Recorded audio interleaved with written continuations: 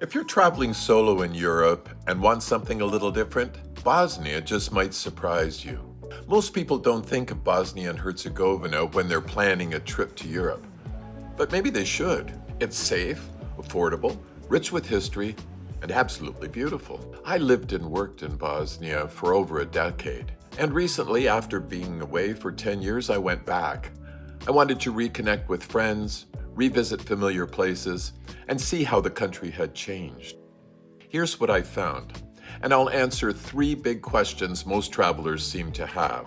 Is Bosnia safe? How do you get around? And what does it cost? I'll also offer a few ideas for solo travelers, highlight some unforgettable places, and suggest the best times to go. If you're already planning a trip to Croatia, a few extra days in Bosnia might be the best part of your holiday.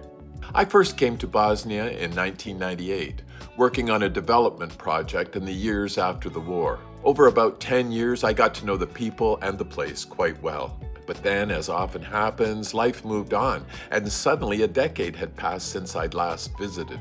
And so I returned to Sarajevo and Mostar especially to see what had changed, what hadn't, and whether the place still felt as familiar as it once had. It did, and more than that, it felt like a place ready to be discovered by travelers. Bosnia is easier to reach than many people realize.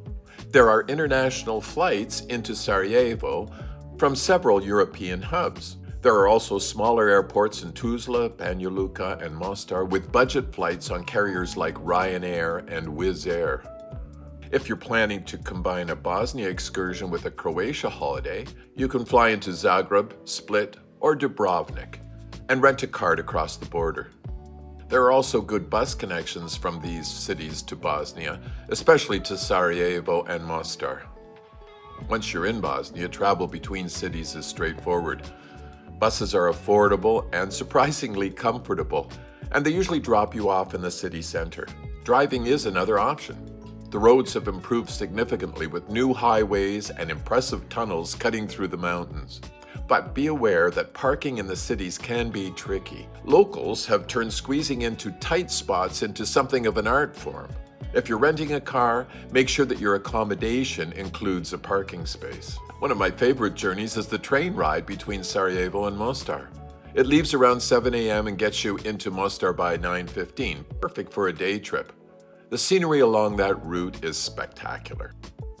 Safety is the first thing that people tend to ask about.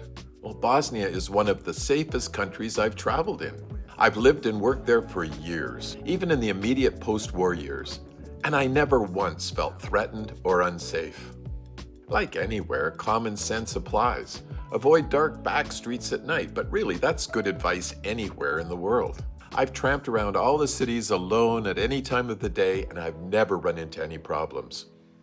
For solo travelers, whether male or female, Bosnia is a comfortable and easy place to explore. Cities like Sarajevo and Mostar are walkable, and the pace of life is quite manageable. English is widely spoken among younger people, and the locals are friendly and helpful.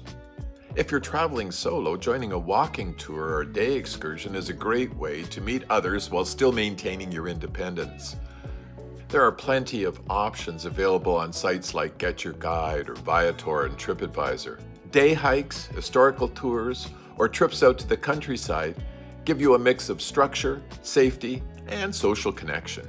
Compared to Western Europe or even the Croatian coast, Bosnia is wonderfully affordable. On the Adriatic coast in Split, Croatia, I found that meals and accommodation were nearly double the cost of what I paid in Sarajevo or Mostar. A coffee in Sarajevo won't set you back more than €1, and a traditional meal can be had for a fraction of what you'd pay in other European capitals like Paris or Rome. The local currency is the convertible mark, or KM, with an exchange rate of roughly 2 KM to €1. Many places accept euros as cash, and Visa and MasterCard are widely accepted, but American Express is much less common. Start with Sarajevo. It's a city layered with history, Ottoman, Austro-Hungarian, and more recent war-era stories, all living side by side. Visit Basharsha, the old Turkish bazaar area of the city with its mosques, markets, and cafes. Just a few blocks away, you'll see the grand Austro-Hungarian buildings, and beyond that, more modern neighborhoods. Don't miss the street corner where Archduke Franz Ferdinand was assassinated, an event that ignited World War I. And then there's Mostar, famous for its old bridge. Destroyed during the Bosnian War, it's been beautifully rebuilt and stands both as a symbol and photo of opportunity. Mostar can get crowded in the middle of the day, especially when tour groups arrive from Split and Dubrovnik. That's why I recommend spending at least one night there. The early morning and late evening are far more peaceful, and it gives you time to enjoy the old town at your own pace and to sample more of the excellent Herzegovian cuisine. Beyond the cities, Bosnia's countryside is stunning. It doesn't take long to get from the urban centers into the mountains or along winding rivers. The drive between Sarajevo and Mostar, for example, is one of the most scenic in all the Balkans. Sarajevo itself is surrounded by mountains. You can take the cable car up to Trebević Mountain, where the old Olympic bobsled path still winds through the forest. And there are walking paths with panoramic views of the city. For nature lovers, there are many day hikes and nature excursions that you can join. Small group excursions are perfect for solo travelers who want to explore with others while leaving the logistics to someone else. If you have the flexibility, and as seniors many of us do, I'd suggest visiting in the shoulder seasons, May or June, or September and October. The weather is generally pleasant, and the crowds are lighter and prices tend to be a bit lower. Having said that, you might avoid the days right around May 1st and 2nd, as they are national holidays and are often busy travel days for Bosnians, and some things might be closed. Summer weather can be quite hot, especially in Mostar, and popular sites get more crowded with tourists. Traveling in the off-season not only saves money, but it also gives you a better chance to connect with locals and enjoy the slower rhythm of the place. Bosnian food is hearty, traditional, and flavorful. Try cevapi, little grilled sausages served with fresh bread and onions. Or begova chorba, a thick chicken stew with roots in Ottoman cuisine. Bosnian coffee is a ritual as well as a drink, strong, rich, and served with style. And don't miss the local beers and wines, especially in Herzegovina. The region around Mostar produces some surprisingly good vintages.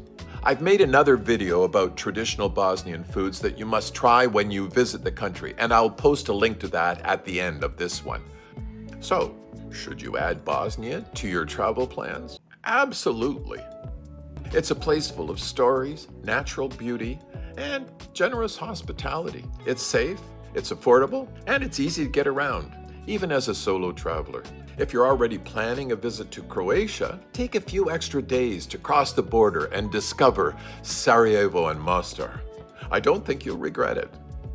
Thanks for joining me on this return visit, and if you're interested in more travel stories and tips, especially for solo travelers over 60, please like and subscribe. There's always another adventure just around the corner.